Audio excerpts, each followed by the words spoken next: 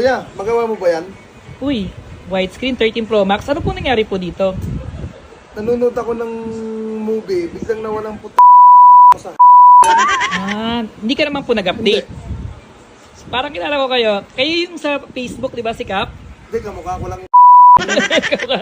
Eto sir, sakit po talaga to ng 13 Pro Max, 13 Pro, nag-widescreen, green screen po. Minsan nagba-black screen pa rin po eh. So gawin natin, no fix no pay naman po. Pag di nagawa, ibig sabihin LCD na. Pero try pa rin po natin magawa po. Pero yung kuya, malaki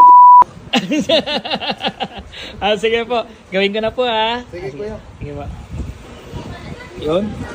Kap, gawa na po Kap yung cellphone nyo.